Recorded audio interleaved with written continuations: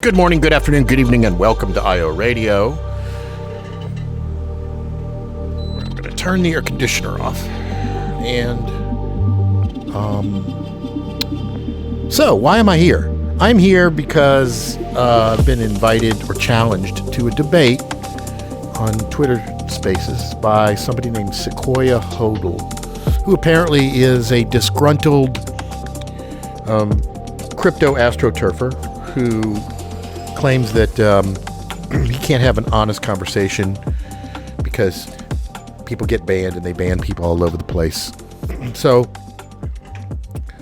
he's been, saying crap about me on Twitter, and I said, "Hey, you wanted to talk? You want to debate? Name the time and place." And he said, "Well, you name the time and place." I said, "Okay, today, let's do it." So in just a few minutes, we're going to find out if this is going to actually happen and whether it's just going to be a complete waste of time or what, because you never really know with these things. You never really know. And I know that I've been told I shouldn't be doing this, but I feel like I have to at least attempt to engage with these people, or else I would be accused of being as closed-minded as they are. So whatever, I'll give it a try. That's, what else can I do? Yep. How's it going? It's going all right. How are you? I'm doing all right. It's a nice day. I got 30 minutes, and then I'm going to bed because I'm running a 50K in the morning. So ain't got too long. All right. Fair enough. Anyway, my name is Adam. What should I call you? You can call me Jay. Jay. Okay. Where are you located? Southwestern Pennsylvania. Okay. What about you? I'm in the South. Okay. In a red state and I wish I wasn't a red state, but that's so. Well, that's one probably difference between the way we view the world, but we'll go there. I watched your documentary, and there's a bunch of stuff in it I agree with, and there's also a bunch of stuff where I disagree with you on certain premises. But we'll get there. Well, that's better than saying the whole thing is crap, which is usually the response I get from pro-crypto people. And when I ask what's crap about it, I think they don't give most me any crypto is a scam. Okay. Gotcha.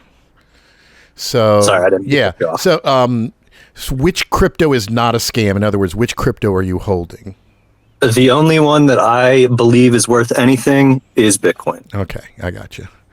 That's not an uncommon position, right? Everybody thinks Bitcoin is different from all the other cryptos.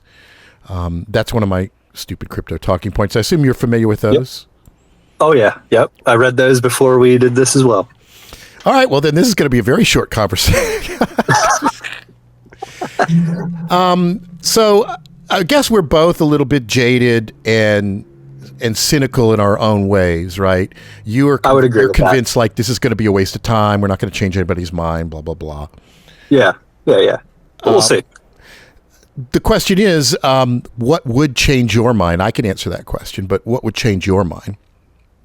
Okay, so do you agree or disagree that at its core, money is a collective delusion? You see, you're dipping into the realm of philosophy, and I find it's like a nice big rock that people can dodge behind to avoid talking about specifics.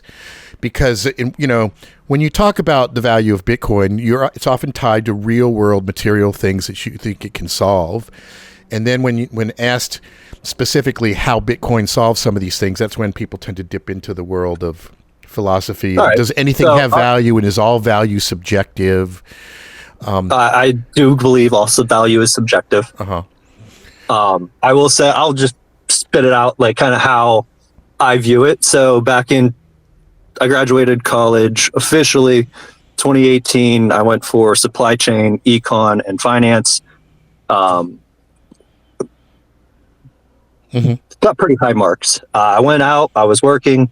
I spent 3 years working, and I was working I was saving money, talking to a financial advisor. You're saving for a house, you're saving for land. I wanted to build my own house. COVID comes along, and we both know what happens. We put $7-8 trillion out in the economy. Inflation runs rampant.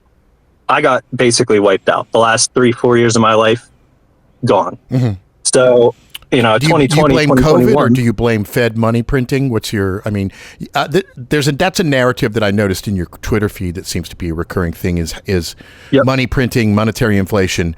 You seem to Correct. attribute that as a primary cause of a lot of problems. And I would just At the say, end of the day, I believe that is, whether it be from banks creating money via loans, people borrowing against assets and not paying taxes, or the federal government deficit spending, I believe that is the primary driver of monetary inflation. Now, there are other factors. Obviously, I'm in supply chain disruptions. right. That plays a huge factor as well. The economics behind certain things. You know, there's only so many resources in the world. Right. So it's a multifaceted. Sure. Well, when you say monetary Right. inflation, you're being actually accurate there. You're talking about a specific type of inflation, right? Correct. But quite often when crypto people talk about inflation, they just use the term inflation. And the No, implication there's there definitely is separate types. the implication there is that I can't afford this or that, therefore it's the Fed that's at fault.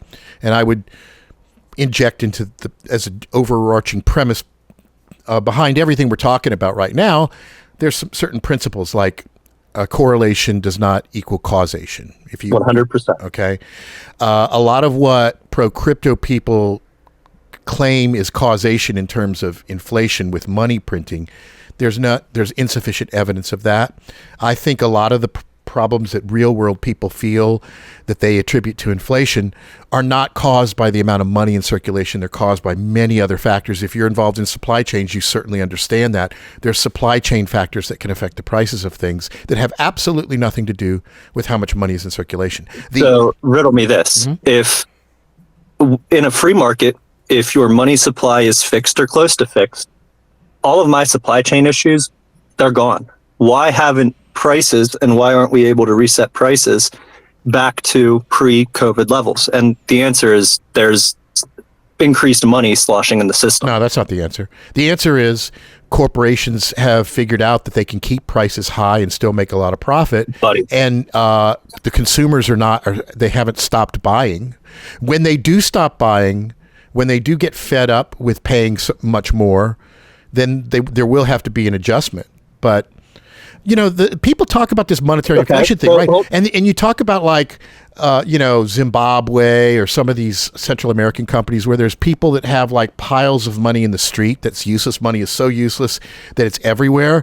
If we really did have monetary inflation, everybody would have more money, but they don't have more money. So there's so many indications that's not the real cause of things. Okay, so hold on. I agree with you. The U.S. is definitely not Zimbabwe, 100%. And it's, I think, partially because we are so financialized. You see with the wealth distribution, there's more money, but it's concentrated in people who own assets and people who own business. Well, yeah, you will not get any. We're not getting any argument from me that wealth disparity is a serious, significant problem. But I would attribute the cause of that to some very specific things that have absolutely nothing to do with the amount of money in circulation. And I can I can prove causal relationships there too, like union busting, you know, workers' rights and minimum wage stagnation and corporate price gouging. You know, I mean, Trump talks about how he's lowered the price of eggs, but when he came into office, there was bird flu epidemic and they had to 100% agree with you there. I mean, it's just completely disingenuous. And it is. So I think there's very specific causes. There's cartels that control oil prices and oil affects a lot of other things. There's wars and there's, you know, all kinds of other factors that have a much more direct causal relationship to prices. So I find it really hard. And again, you have to kind of talk market by market, right? In some 100%. markets, prices are going up. Some markets are going down. But generally speaking, prices are going up. But I do agree it's a serious problem. I do agree that we need more responsible leaders in Congress to prioritize paying down the debt. And the interest on the debt is becoming a bigger and bigger burden. Absolutely. But I don't think Bitcoin fixes that. I don't think it fixes it for the government. I personally, so when you talked about, prices will come down, things will correct, I'm sitting here going, my company and many of my friends' companies, if prices come down, they aren't profitable. They go out of business. And then you cause a spiral on the backside of that. What's the response from the government?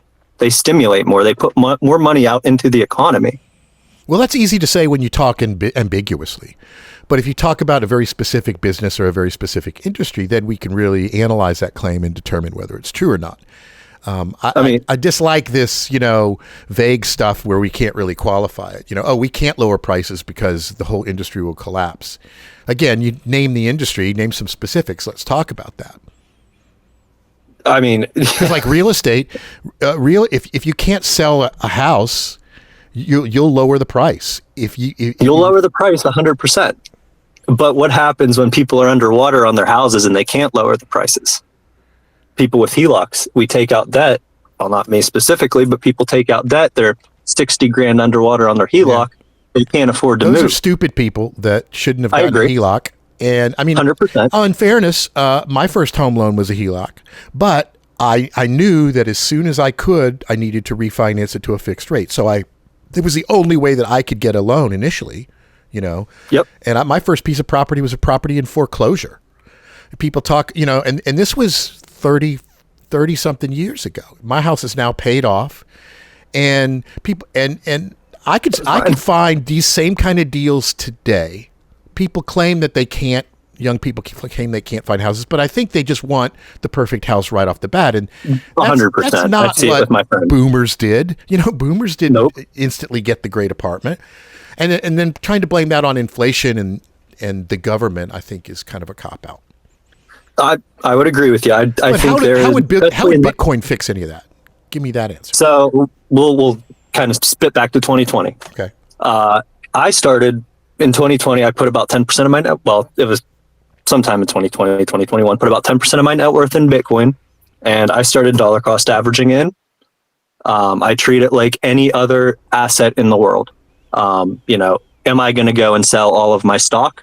No, I don't think anyone's going to try and cash out all of their anything at one time. I use it as a savings account. I have a Bitcoin miner heating my house. It costs me a little more, but it offsets with the mining rewards. And I volunteer in my community. All right. And because I'm in a financial position that's significantly better than my peers, I am able to do more for my community. I go and volunteer, and they're like, how at your age are you able to do, because you got $500 dinners? You got lucky and ended up having a windfall relating to crypto. That's 100%. That's happened to me multiple times with different kinds of things as well. I love to play Magic the Gathering. I got into it in the 90s. I sold my collection in 2008 for a massive amount of money. Now, but here's the thing: if I'd have DCA'd dual lands from 2008 till now, I'd have made exponentially more money. But I'm not kicking myself because I didn't do that. I got lucky. I take the excess money I have and I save in it. But I don't think lightning is going to strike twice now. If you made a reasonable amount of Bitcoin in the past, there's not evidence that it's going to 5x like it did from this point forward. It seems it's very hard to even get it to go up 20% now. Isn't that worrying you? Right now? No. I'm up, call it 1,700%. I think somebody did the math for me. 1,700%. If it goes down 50%, I'm still up 1,000. It doesn't matter. To me, it is a savings vehicle. It is a thing that can't be diluted. They tell, how do you do this? I'm like, I save in Bitcoin. I've done well for myself, and they get interested in it. Even the boomers that I talk to, they're like, oh, is there something I can read to learn about it? And they start asking questions. And going back to the collective delusion thing, the more and more people that have that collective delusion, the more and more likely it is to be adopted, to go up. Even if people use it, they keep it on an exchange. Exchanges are an unfortunate necessary part. They're what set the price of crypto. So correct. Without exchanges, one Bitcoin is worth one Bitcoin. Yes, I will agree with you there. But under a collective delusion, say Lightning is a thing, and you can spend on Lightning. It's many years from that. What's the difference between that and $1? In a psychological sense, Well, there is no difference. If you want to wave your magic libertarian wand and say hocus pocus network effects, voila, and dream that everybody's going to adopt Bitcoin, you can fantasize about that. And I can't argue with you that your fantasy situation isn't cool. And don't get me wrong, I don't think that happens in my lifetime. You know, where the adoption is not really happening. I mean, to me, the irony of ironies is that adoption's not really happening. Yeah, I know 30 people in the past year who have woke up and went, "Oh, this is better," and started dollar cost averaging. Anecdotal evidence. If you look at the growth of transactions on chain, it hasn't significantly increased. If you look at, for example, since Bitcoin was made legal tender in El Salvador, every single year since it was initially introduced, the number of transactions of people using Bitcoin has decreased to the point where he's no longer even mandating it as legal tender. You know, I mean, that was the IMF. I mean, it's funny how all the crypto bros were talking about El Salvador as a success story, and then a couple of years in, where you got enough data to really determine if that's true, it's not true, and now that's, you know, Bukele is like persona non grata. He was non-existent at the last Bitcoin convention. There was not, you know, there was no mention of him at all, as if he didn't even exist. It's interesting how, you know, there's so many things that if as long as it's new, everybody talks about it. But where's the 10-year-old Bitcoin project and a path record of success? It's not there. It's always looking on the horizon. Don't look back, because it's just nothing but a trail of failures. And I keep asking, well, where's Bitcoin success? I will say on-chain transactions, they are flatlined to, at best, minimally growing, at best. Now, part of that comes down to UTXOs and price, in my opinion. You know, UTXO management, you can't move on-chain realistically without a more significant portion, which costs more in fiat terms. So that, I think, is a limiting factor. But the Lightning side of things, that transaction-wise has grown. No, that's false too. There was a story that recently came out that Lightning transactions have continued to decrease since 2022. I would like to see that one. It was just published on our sub on Bitcoin, I believe. It's on. I will look that up. It's on the front page. But more importantly, you know, Lightning, if you look into the inner details of Lightning, it's just another mess on top of a mess. It is not perfect. It is. And Lightning can be easily manipulated in a number of different ways. You are correct, because it is a central point of failure. I mean, any decentralized system is open to manipulation. Since you don't have a central authority to determine who is a good actor and who is a bad actor, the network has to let everybody on. And the network's idea of policing who is acceptable and who isn't is simply by who spends the most resources. And I don't, in a world that you're complaining about, where the people with the most resources are doing the most evil, developing a system where those who have the most resources have the most influence doesn't seem to me to be a solution to that problem. It seems to be an amplification of the problem.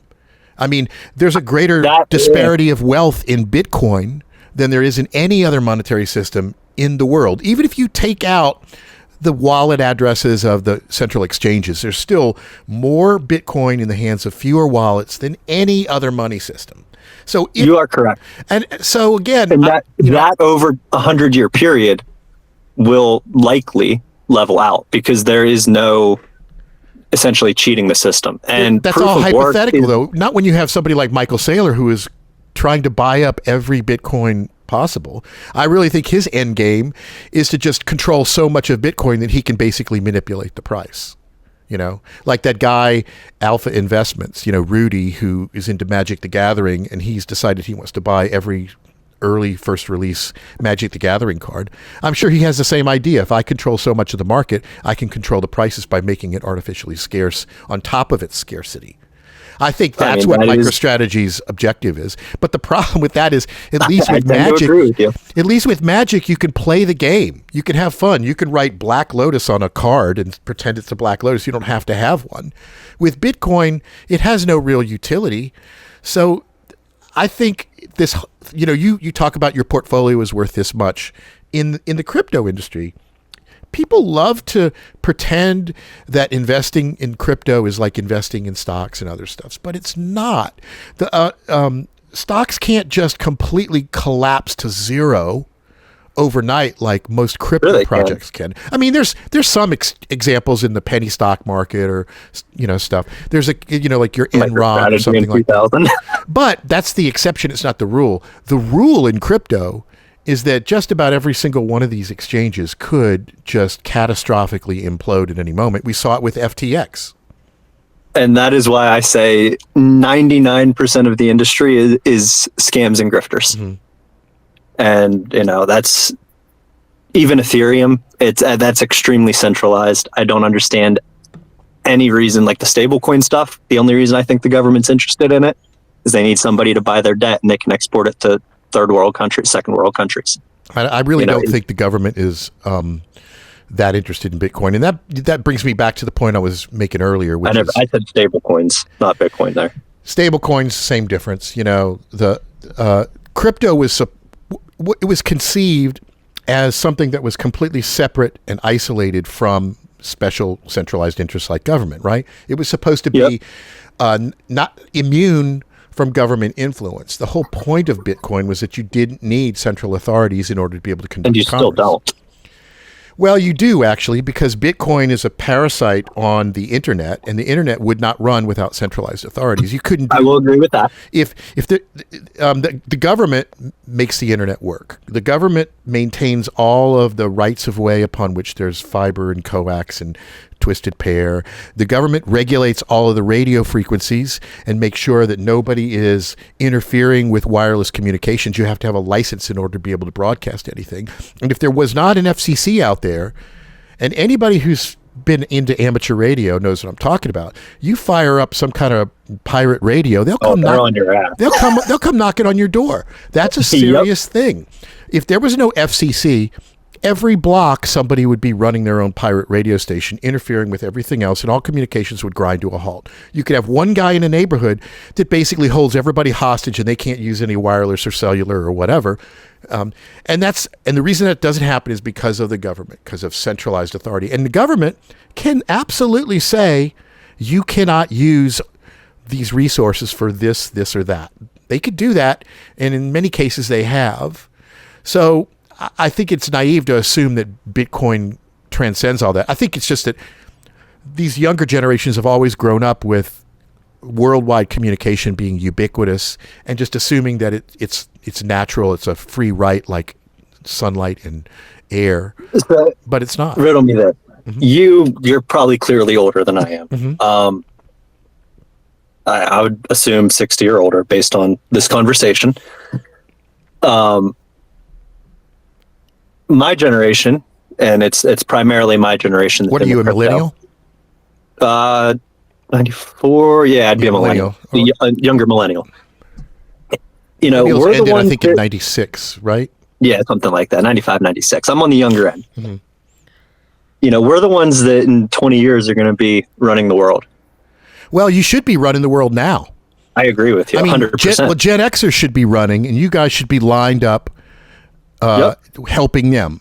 Except the only reason why boomers and earlier generations are still running the world is because the younger generations have been effectively nullified through various corporate propaganda into believing that their votes don't matter and that all parties are the same.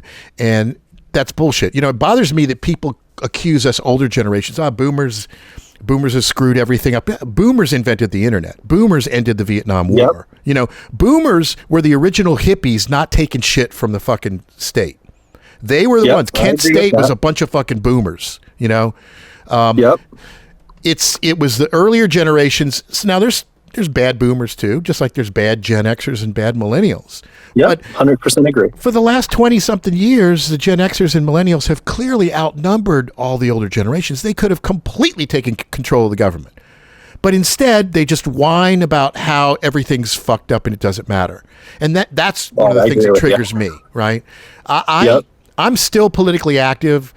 I had a meeting last night with a nonprofit organization that I was just allowed to get into, that we vet local politicians. We're a very well-known organization that endorses political candidates, and all the candidates have to meet with us, and we ask them very tough questions, and we produce some kind of an endorsement thing come election time. That's, and it cost me $40 to join this organization. And in my county, I think we've got maybe 15 or 20 people in this organization. It's sad. It's sad how, and they're all older people. It's sad how few young people give a shit. 100%. I'm in a Lions Club, and there's me and one other girl under, I'm going to say 50. And it's a serious problem. And I think a lot of it comes down to they're disenfranchised. They can't afford life. And a lot of that's their own doing. There is no denying that. They don't work hard. They're lazy. They don't care. They spend. There's other underlying issues. I don't want to jump on that trope. I could certainly argue that, it's my generation is the one that makes fun of the younger kids, and then, but I think I understand how they feel. I understand how they just feel like they don't really have much of a chance. And I try to empower people and make them realize they do. Yep. But there's just so much propaganda out there that is designed to nullify their sense of empowerment. And it's hard to fight that. And I think Bitcoin is another one of these kinds of gimmicks that helps nullify people's sense of empowerment. There is absolutely no evidence that Bitcoin is going to solve any social problem. None. I mean, if you've got a good argument, I'd love to hear it. The scarcity thing is, if Bitcoin was really the de facto money of a society, then things would crumble. It would not be practical to lend Bitcoin if Bitcoin was an appreciating asset. Money has to be stable, and you need that kind of flexibility of being able to create and destroy money in order to be able to deal with spur economic growth, and as well as to deal with situations. We just coming out of COVID, right? Sure, we went into a great deficit during COVID. You could say the government printed a bunch of money. What it basically did was it just increased its debt.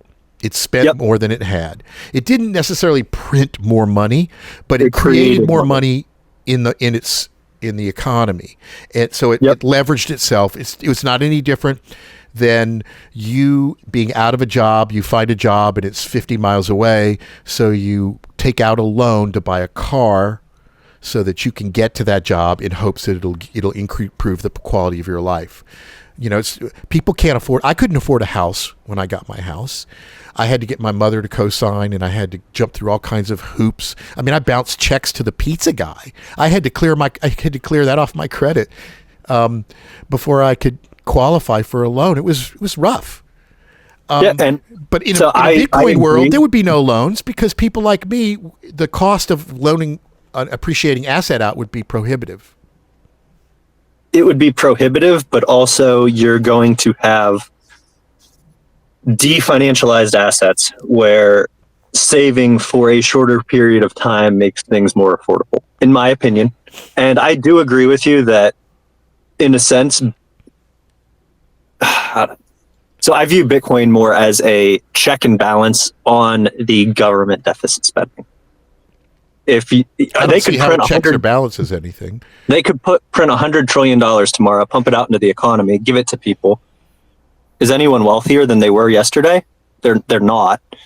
It depends on how you use that money. Like, you can take that money and buy a meal, a super bunch of expensive meals, or you could take that money and you can feed the world, or build an addition onto your house and create equity with it. There's different ways you can use the capital you have to create equity or to just have fun. And I think one of the problems is that most Americans really don't save in a general sense. They don't. If there's one thing the earlier generations were more inclined to do, it is save. We all had savings accounts. We all put money in, and sure, the interest rates weren't all that impressive, but it was just the concept of here's a savings account. And it was protected. 100% agree with that. It was protected. Bitcoin, quote, savings accounts are not protected. There's no FDIC for Bitcoin. If the price crashes, poof, you lose everything.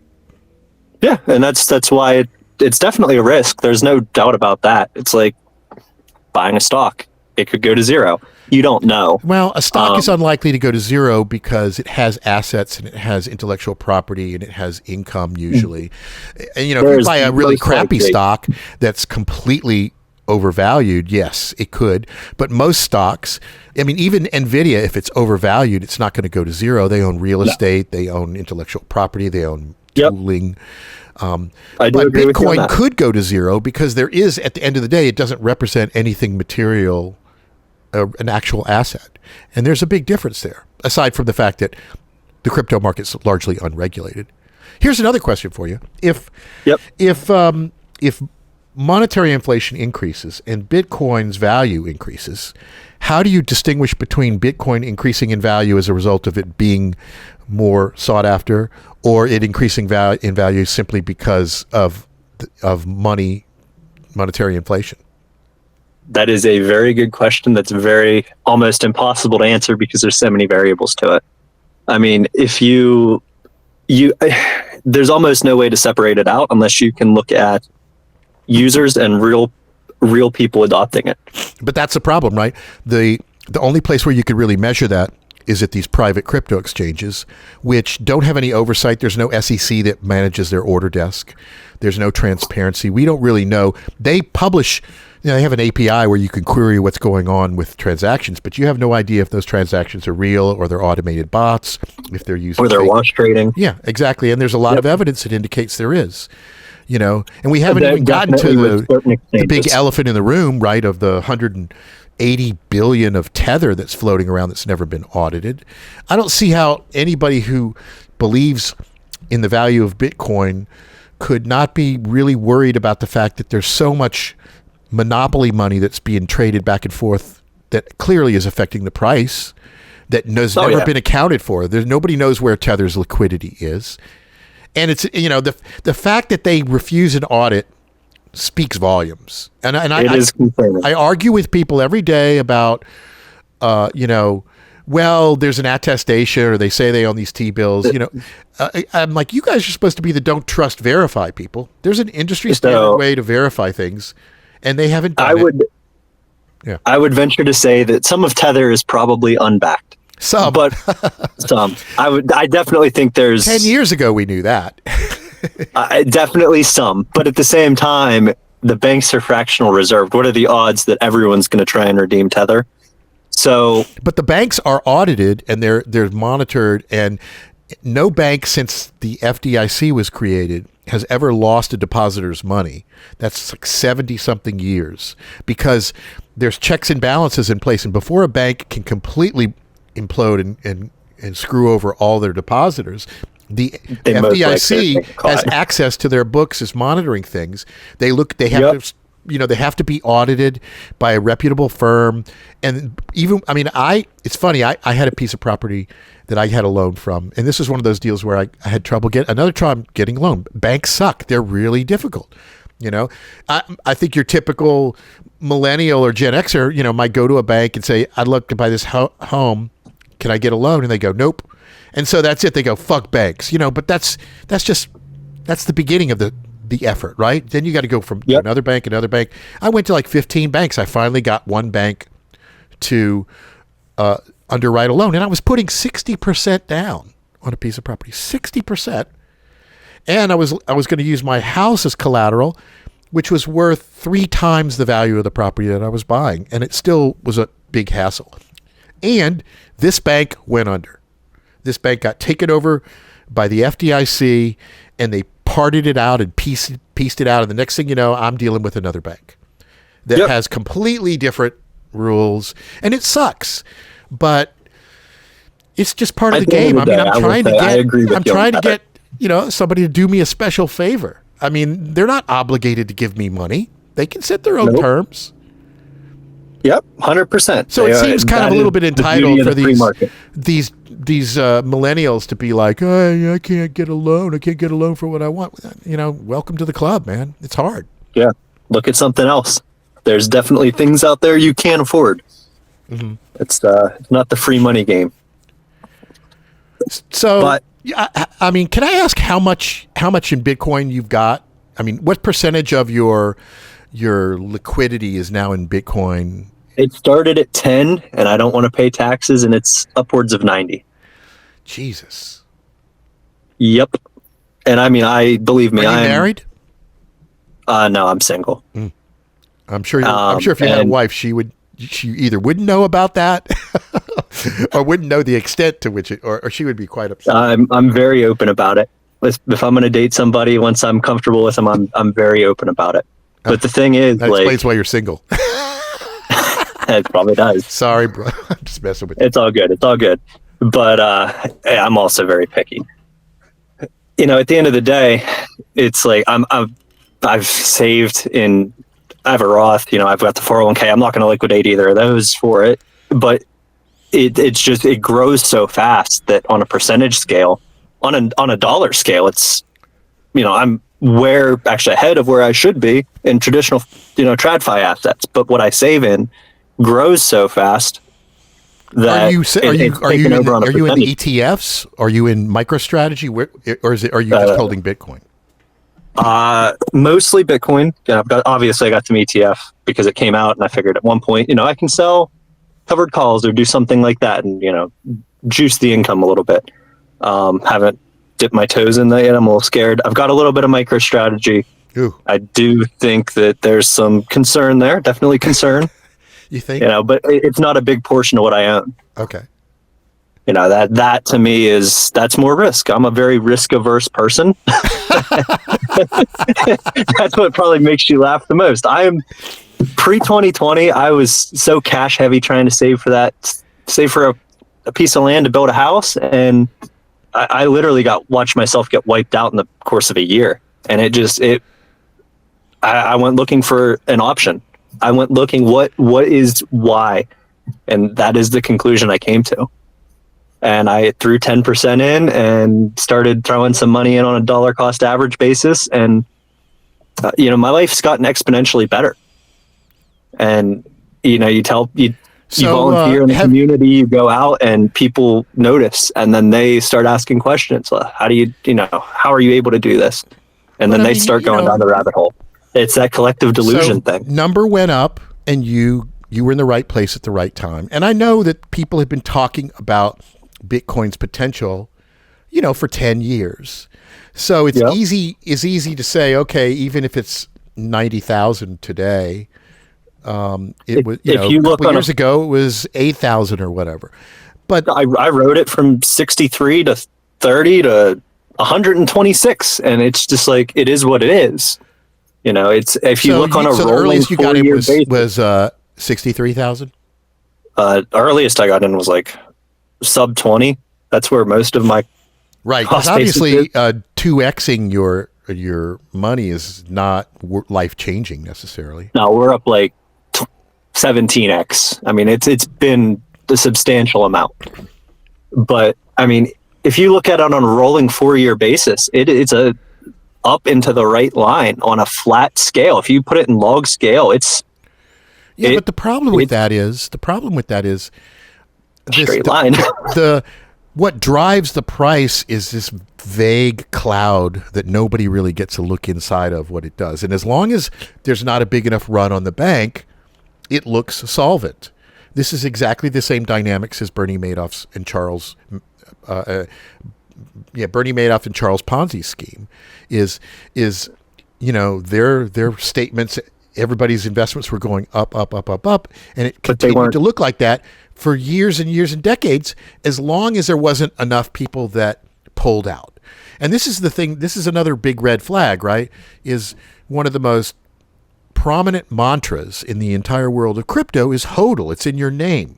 HODL. Yeah. Hold on no matter what. Don't sell. And that I sell.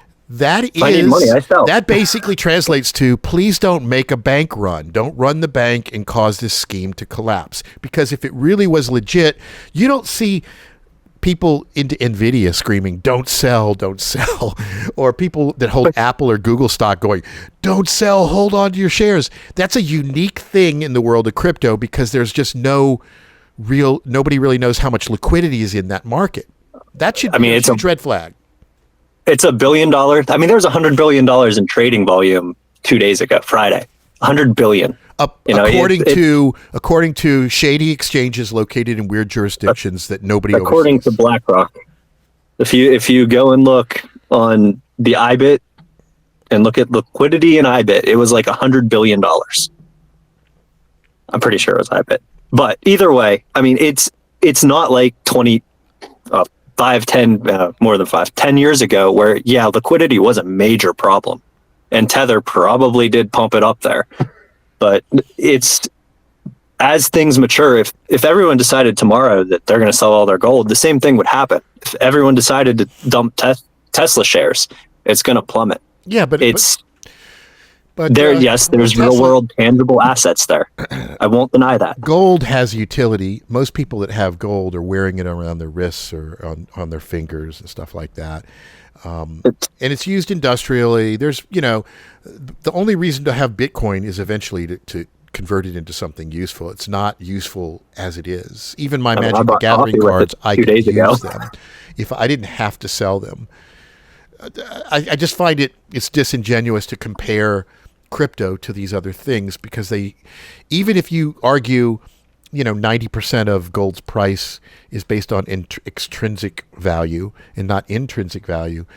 The fact that it has intrinsic value and unique material properties is what also gives it extrinsic value, right? If gold wasn't shiny, nobody would be wearing it as jewelry. It's shiny because its chemical makeup or its atomic makeup is resistant to oxidation, and that's why it's used industrially too. The gold standard, going off the gold standard into a petrodollar, was probably the biggest problem we have as a society. I think there's fundamental differences if you map when we really started to get into quantitative easing and fractional reserve, that's when the GDP and the productivity of the country just really exploded. It also corresponds with the greatest increase in equality of opportunity across a wide variety of social classes. If the farther you go back in time, you find a big disparity between the haves and the have-nots. You find that the lower classes were significantly lower and the higher classes were significantly higher. And once money was made available to people on those lower classes, they were able to elevate their status. They were able to send their kids to college and for the first time have some professionals in the family, or they were able to buy a business or to buy a house. And if you went to a deflationary monetary system, we'd be going back to that earlier system where the poor people have no means, have no way to actually escape their poverty. They can't get loans because loans are too expensive for them. And Bitcoin would just rehash all of that. In a sense, it would. It definitely is But as long as the number goes up, it's okay, huh? It's a... Let them eat cake. I'm not saying let them eat cake. Definitely not. My bigger issue, as I've kind of alluded to, is we definitely have a wealth inequality problem. I agree. And that's at this point incredibly... Ask me how to fix that. I will give you very specific, actionable things that have nothing to do with money. All right, let's do that, and then I'm going to head off to bed so I can get up at 4:00. Okay, so how do we fix wealth inequality? Yep. There's so many different angles. It's an incredibly complicated thing. Just like inflation. If you can't afford something, there's so many different causes of that. But I can look at a few specific things. The biggest problem with wealth inequality I see has been a general change in how government treats corporations that started from 1980 onward.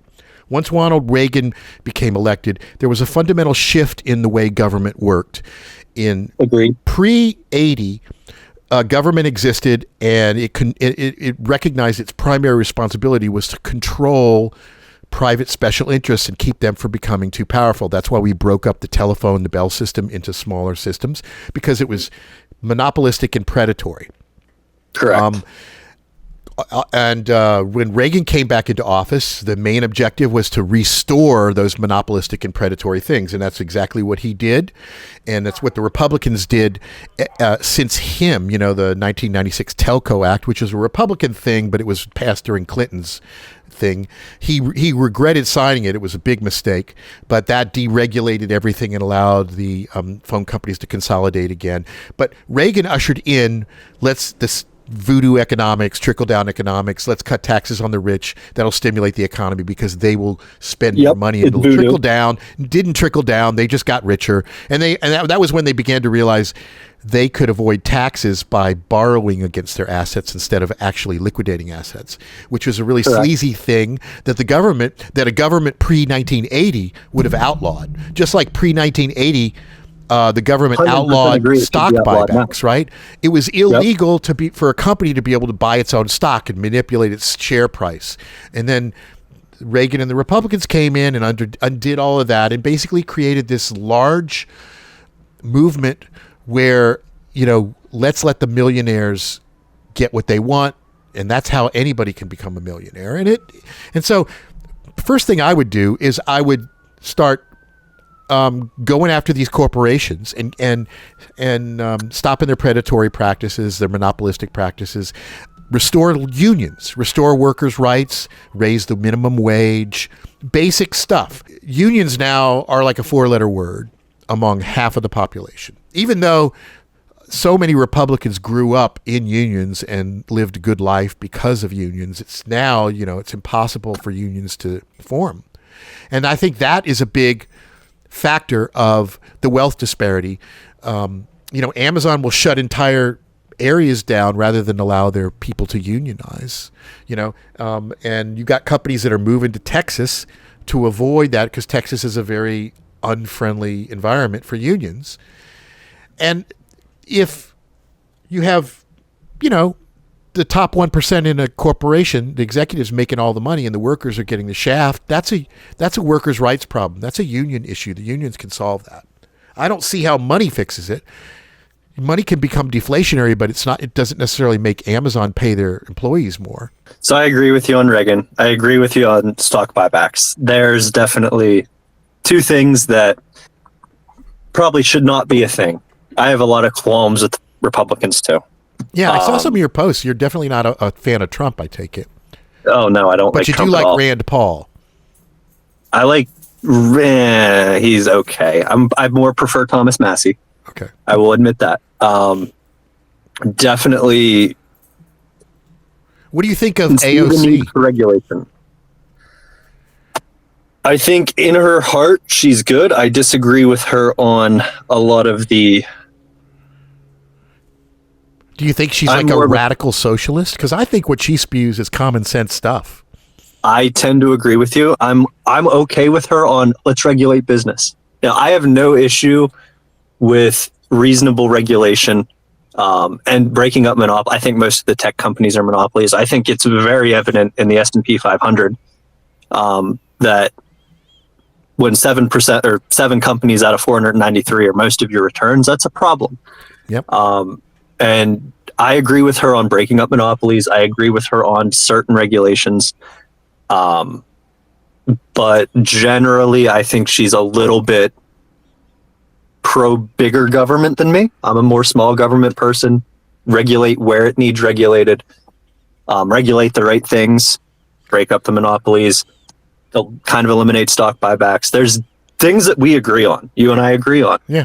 Very much so. But see, you say just big government. That's one of those vague things, right? I noticed there was you posted something on Twitter about how somebody was complaining about the high price of meat, and somebody else said that's because meat packers can't, the meat producers are not allowed to sell to consumers without going through the government and getting USDA approval. Yep. As if that's a bad thing. That's one of those things where it's like, ugh, government bad, getting their fingers into every little thing. But for every government program that you might say is bloated, there's probably a lot of potential lives that are saved. You know, that there's a lot of additional dead bodies that would pile up that, you know, in order to be able to test that experiment of letting them hands off. I mean, the government doesn't get big just arbitrarily. It's not like these people go, hey, here's some people that are doing okay, let's just fuck with them. Government tends to get involved when the people are fucking fed up. And they only do something when it's to the point where they're going to lose their jobs if they don't. So the FDA regulating beef was probably caused by people dying all over the place from beef companies just selling shit without any kind of inspections. We just here's my issue. So I can go and buy a quarter cow off my neighbor, have it butchered at Joe Blow down the road, but I can't get 2 steaks from him. And I don't know. I don't see where I buy beef. I buy cow parts too myself. I have land. I would actually be running my own cattle. I used to, but I'm not around enough to be able to do it. Fair enough. But, you know, I've got a friend that owns a butcher shop. They can't compete and they can't afford the USDA cert. Great butcher shop. They, you know, the guy's one of the nicest people I know. Honest as the day is long. But he doesn't get enough business anymore because he can't sell individual steaks and people can't afford a quarter cow. And I see the need for regulation. But at the same time, I don't see it needing to come from the federal government. That's a good example. Bring it down to the state level, kind of a bring it down to the local level. It's hard to analyze that situation that your friend has without knowing the details. You know? Oh yeah, 100%. I mean, I have a friend. You know, everyone's got anecdotal evidence. I have a friend that has cattle on her land, and every year she has some of them processed, and I buy, you know, a half of a cow from her. And we meet up and she hands me a couple of, you know, Rubbermaid bags full of ice that are just hundreds of pounds of meat in them. And it comes from, it's not USDA inspected, but I don't assume there's any laws that are being broken. No. I don't know if it's a certain minimum amount, but that may be the way. A quarter, a half, or a full you can get cut up at any butcher shop, but you can't, that same butcher shop can't have a cow, butcher it, and then sell the meat the individual cuts in their own. That makes sense. That would be considered retail sales, and they might have different standards for retail sales versus wholesale. Again, and that's where I agree with you. There should be a difference. 2 or 3 friends of yours. Here's how you solve that problem: you get 2 or 3 friends of yours to go in on a beef buy, which is what I did. Yep. And then bam, problem solved. It's not like big evil government. That is what I do. Yeah. But, you know, so then there's some people that don't think put it like all that. On the government when there's such a simple workaround that actually makes more sense because you could probably get a better deal buying in bulk with other friends. That's an example where I think people just use they kind of employ misleading narratives in order to be able to straw man government as just being this overreaching thing that just messes with everybody's quality of life. And there's a reason for why they have those standards. Just like, you know, the Republicans have been rallying to reduce the regulations on the sale of raw milk. And then, of course, people start fucking dying. Yeah, that's going to go great. You know, they lose their little fetuses that everybody thinks is so precious because some pregnant woman is drinking raw milk and boop, that was a mistake. You know, are they sorry about that? No, they just don't talk about it. They ignore the convenient things. Yeah, the laws are there for a reason. Now, look, I agree with you. There's always, you know, every law probably has a good side and a bad side to it. But if you're going to talk about the weird edge case, you know, of the guy who's trying to grow something in his front yard and it's against the law, you got to temper that with all of the other reasons why that law existed in the first place. And you never hear those other stories, you know, of, you know, rat infestations and disease that pops up because people don't maintain their property, you know. Everyone tells the half truth. Yeah. But it was good talking to you. I don't think either of us changed our minds, but it was a good conversation. And this is something that more people need to do. I agree, and I'm willing to continue on this. I don't really think we challenged each other's viewpoints directly. We just kind of found some common ground, which is actually refreshing. I like that. I wasn't trying to argue with you. I wasn't trying to dunk on you. I just want to have a conversation. Well, we're not us critics are, we all want the same thing in the end. We do, Yep, I want a better world. Things to be more affordable. I want everybody to have more opportunities. I want younger people to be able to afford houses. But blaming it all on the government or the money, I think is wasting energy in the wrong direction. It's definitely wasting energy in a sense, but when you're not seeing the change, even though you vote for change and everything seems to be going one direction, and you look at history, that's where I end up. I look at Rome, I look at the Dutch Empire, the British Empire, similar things happened. And, you look for the out. And to me, this was the out. So it's just, I think, differences in how we view the world. And at the end of the day, you had a lot of good points. I will give you all the credit in the world. You're not as crazy as I thought you were. And neither are you. I obviously think that. You're, but I would like another opportunity to talk a little bit more and drill down into some of the issues that are really motivating you. We can find things we agree on. We should probably maybe agree to get together another time and talk about things we disagree about. Hey, I'm always open to talking anytime. Okay. That's just the way I am. So if you see some time and you throw it out there, send me a DM. I'll jump on another Spaces. Right. Like I said, I don't think either of us are ever going to change our minds on. I don't know. I'm willing to have my mind changed. And I'm pretty confident you guys are going to change your minds at some point because I don't think that Bitcoin is sustainable, and you'll have to, because it'll just be the reality that you didn't think was going to happen. That I can provide a lot of material evidence is inevitable. So that might be something you want to ask me about. You never know. Guess we'll find out in 30 years. I definitely don't want to know. I'm living good. Got to pay it off. There you go. And, life is good. It's good. It's all right. Okay. Well, we'll continue this another time, maybe. Yep. Have a good night, man. Okay. Thanks. Later. Well, there you have it. What can I say? He doesn't even want to hear it. He doesn't even want to hear any material, empirical evidence that could shake the foundation of his beliefs. This is why we say crypto is more of a religion than it is a technology or an investment. It's an ideology. It's a kind of a supernatural ideology that wants to ignore the natural laws of the world. He could have posed that question to me, what would change your mind? And I would have said, show me something that crypto is uniquely good at. Show me something that it's better at than anything else. But he didn't even go there because I guess he knew that he couldn't argue on it, Anyway, another example where you engage with these people and they're nice and they're friendly. And if I was hanging out with him in real life, he'd probably be a pretty cool, intelligent guy to talk with, as long as we didn't, bump heads on certain issues. But I really do honestly believe, and of course I've got evidence to back it up, that this obsession with crypto and how it can improve the world is not rational. Anyway, if you disagree, let's talk about it. Until next time.